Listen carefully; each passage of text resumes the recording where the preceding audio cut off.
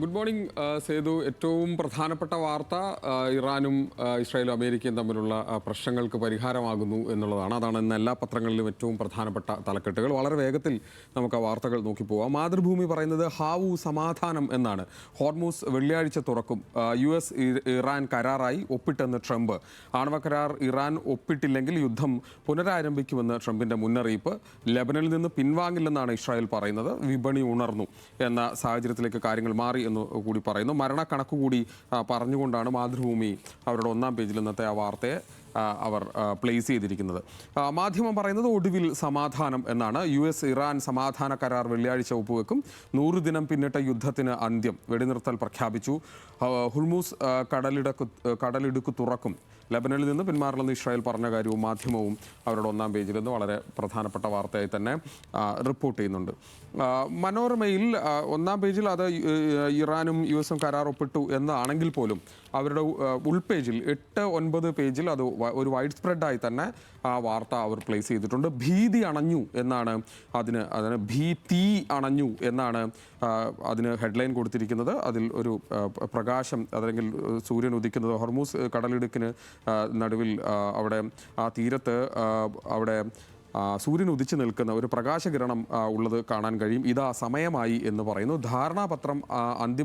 ധാരണാപത്രം അന്തിമ കരാറല്ല, ആദ്യപടി ഹോർമൂസ് തുറക്കൽ എന്നാണ്. ലോകത്തിലെ കപ്പലുകളെ പുറപ്പെട്ടോളൂ, എണ്ണ ഒഴുകട്ടെ എന്ന് ട്രംപ് പറഞ്ഞ കാര്യം കൂടി പറഞ്ഞുകൊണ്ടാണ് മനോരമ ഉൾപേജിൽ അത് വളരെ വലിയ വാർത്തയായി DP ശ്രീവാസ്തവയുടെ ബൈലോനോടുകൂടി ഒരു വാർത്ത അത് ഉൾപേജിൽ മനോരമ ഇന്ന് ഉൾപ്പെടുത്തിയിരിക്കുന്നത്.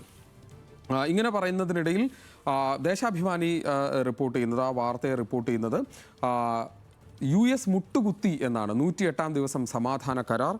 പാകിസ്ഥാന്റെ മധ്യസ്ഥതയിൽ നടന്ന ചർച്ച വിജയം. സ്വിറ്റ്സർലൻഡിൽ വെള്ളിയാഴ്ച കരാർ ഒപ്പിടും. ഹോർമൂസ് ഉടൻ തുറക്കും.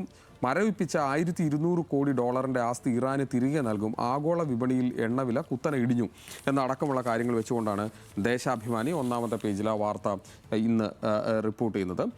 വീണ്ടും കേരളത്തിലേക്ക് വന്നാൽ കേരളത്തിലൊരു പ്രധാനപ്പെട്ട വാർത്ത അതിൽ മനോരമ ഇങ്ങനെയാണ് റിപ്പോർട്ട് ചെയ്തത്. മയത്തിൽ ഒരു സസ്പെൻഷൻ എന്നാണ്. സ്വർണ്ണക്കൊള്ള പത്മകുമാറിനെതിരായ നടപടി അതൊരു മയത്തിലൊരു സസ്പെൻഷനാണ് എന്ന് മനോരമ പറയുന്നു. CPM കർശന നടപടി എടുക്കാത്തത് പല രഹസ്യങ്ങളും പുറത്തു വരുമെന്ന ആശങ്കയിലാണ് എന്നുകൂടി പറഞ്ഞു വെച്ചുകൊണ്ടാണ് മനോരമ ആ വാർത്ത പറയുന്നത്. പത്മകുമാർ ഇതുവരെ എന്തൊക്കെ പറഞ്ഞു? ഇടത് സർക്കാർ സ്ത്രീ പ്രവേശന രഹസ്യ നീക്കങ്ങൾ നടത്തി, മാസപൂജയ്ക്ക് സ്ത്രീകളെ ശബരിമലയിൽ കയറ്റാൻ തീരുമാനിച്ചിരുന്നു തുടങ്ങി.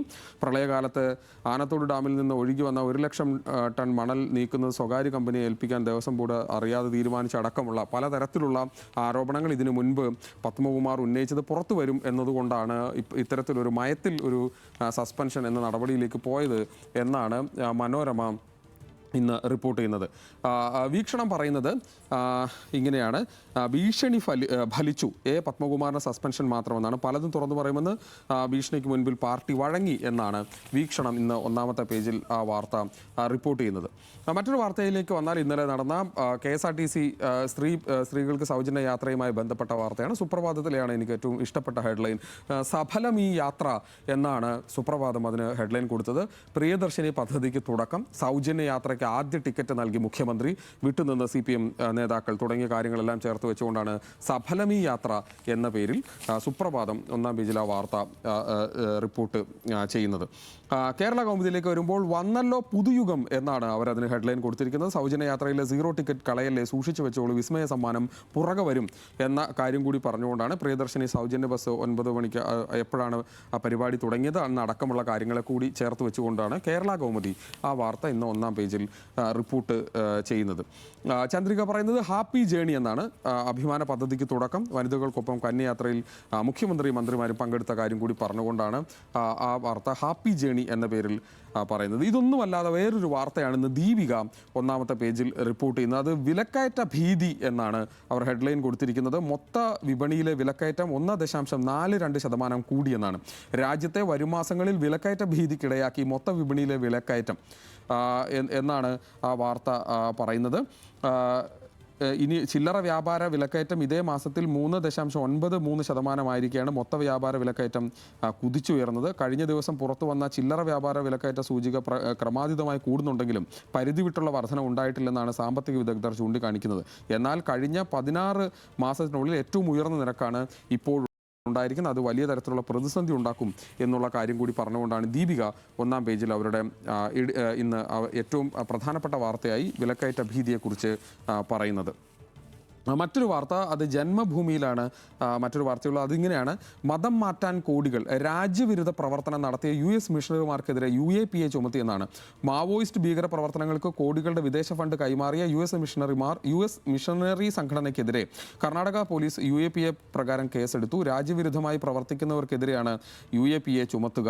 എൻഫോഴ്സ്മെന്റ് ഡയറക്ടറേറ്റ് പരാതി പ്രകാരം ദ തിമോത്തി ഇനീഷ്യേറ്റീവ് എന്ന മതം മാറ്റ സംഘടനയ്ക്കും 6 പ്രവർത്തകർക്കുമെതിരെയാണ് UAPA ചുമത്തിയതെന്നുള്ളതാണ് ജന്മഭൂമി ഇന്ന് അവരുടെ ഒന്നാമത്തെ പേജിൽ ഏറ്റവും പ്രധാനപ്പെട്ട വാർത്തയായി റിപ്പോർട്ട് ചെയ്യുന്നത്. സ്പോർട്സിലേക്ക് വന്നു കഴിഞ്ഞാൽ ഇന്നലെ വളരെ പെയിൻഫുള്ളായ ഒരു കാര്യം നടന്നു. സ്പെയിനിന് കയ്പ് എന്നാണ് മനോരമ റിപ്പോർട്ട് ചെയ്യുന്നത്. അവരുടെ സ്പോർട്സ് പേജിൽ പറയുന്നത് പെയിൻഫുൾ എന്നാണ്. സ്പെയിനെ തളച്ച് കെയ്പ് വെർദി അരങ്ങേറ്റ മത്സരത്തിൽ ചരിത്രം കുറിച്ചു. 7 സേവുകളുമായി കെയ്പ് വെർദി ഗോൾ കീപ്പർ വൗസീഞ്ഞ എന്നുകൂടി പറഞ്ഞുകൊണ്ടാണ് വേറൊരു സബ്ഹെഡിൽ മറ്റൊരു വാർത്ത കൂടി. കെയ്പ് വെർദിയുടെ രക്ഷകനായ 40-കാരൻ ഗോൾ കീപ്പർ 40 വയസ്സുള്ള വസീഞ്ഞയാണ് അവരുടെ രക്ഷകനായത് എന്നുകൂടി പറഞ്ഞുകൊണ്ടാണ് മനോരമ ഒന്നാം പേജിൽ ആ വാർത്ത റിപ്പോർട്ട് ചെയ്യുന്നത്. മാധ്യമത്തിലും ആ വാർത്തയുണ്ട്.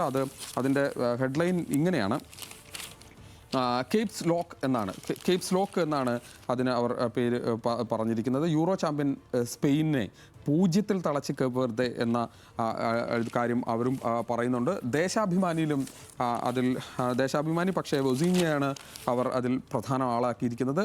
മലയോളം വൊസീഞ്ഞ എന്നാണ് ഇന്ന് ഇപ്പോൾ ദേശാഭിമാനി അതിന് ഹെഡ്ലൈൻ കൊടുത്തിരിക്കുന്നത്. കോട്ട കാത്ത കൈകൾ, അത് വൊസീഞ്ഞയുടെ കൈകളായിരുന്നു എന്നുള്ള കാര്യം കൂടി പറഞ്ഞുകൊണ്ടാണ് ആ കാര്യം പറയുന്നത്. എഡിറ്റോറിയൽ വളരെ വേഗത്തിൽ വായിച്ച് അവസാനിപ്പിക്കാം. ദീപികയിൽ നിന്ന് എഡിറ്റോറിയലുള്ളത് ഈ യുദ്ധം അവസാനിപ്പിച്ചതുമായി ബന്ധപ്പെട്ട വിഷയത്തിലാണ്.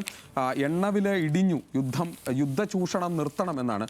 പശ്ചിമേഷ്യ സമാധാനത്തിലേക്ക് ഗുണപാഠം എന്തെന്നാൽ ഇനി ഏത് യുദ്ധവും ലോകയുദ്ധമാണ്.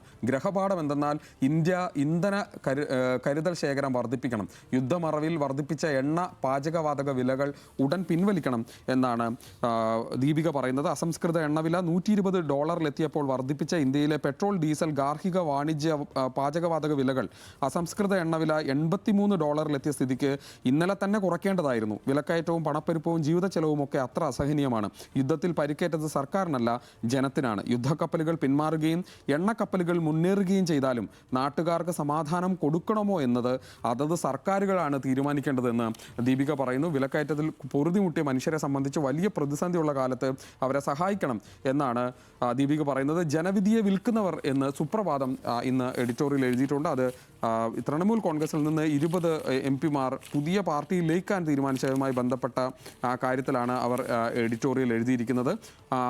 വലിയ തരത്തിലുള്ള പ്രതിസന്ധി ജനാധിപത്യത്തിനുണ്ടാക്കുന്ന തരത്തിലാണ് ആ കാര്യങ്ങൾ എന്ന് അവർ പറയുന്നു. ജനാധിപത്യത്തിൽ ഏറ്റവും വലിയ ഉടമസ്ഥർ ജനങ്ങളാണ്. അവരുടെ വോട്ട് ഒരു രാഷ്ട്രീയ പ്രതിജ്ഞയാണ്, വിലപേശാനുള്ള ചരക്കല്ല. അതിനാൽ ജനങ്ങളുടെ വിശ്വാസത്തെ തകർക്കുന്ന കൂറുമാറ്റ രാഷ്ട്രീയത്തെ ശക്തമായി അപലപിക്കുകയും പാർട്ടി മാറുന്ന ജനപ്രതിനിധികൾ നിർബന്ധമായും രാജിവെച്ച് പുതു ജനവിധി തേടണമെന്ന നിയമപരിഷ്കാരത്തിലേക്ക് രാജ്യം നീങ്ങുകയും വേണം. അല്ലാത്ത പക്ഷം തെരഞ്ഞെടുപ്പുകൾ ജനങ്ങളുടെ ഇച്ഛാശക്തിയുടെ പ്രകടനമല്ല, അധികാര രാഷ്ട്രീയത്തിൻ്റെ തന്ത്രപരമായ ഇടപാടുകൾ മാത്രമായി ചുരുങ്ങിപ്പോകും എന്നുള്ള കാര്യമാണ് ഇപ്പോൾ സുപ്രഭാതം അവരുടെ എഡിറ്റോറിയൽ പറയുന്നത്. അങ്ങനെ പലതരത്തിലുള്ള വാർത്ത, അതിൽ തന്നെ ഏറ്റവും സമാധാനമുള്ള വാർത്ത എന്തെന്നാൽ യുദ്ധം അവസാനിക്കുന്നു, ഇനിയെങ്കിലും നമുക്ക് സമാധാനം ഉണ്ടാകുമെന്ന് പ്രതീക്ഷിക്കാം.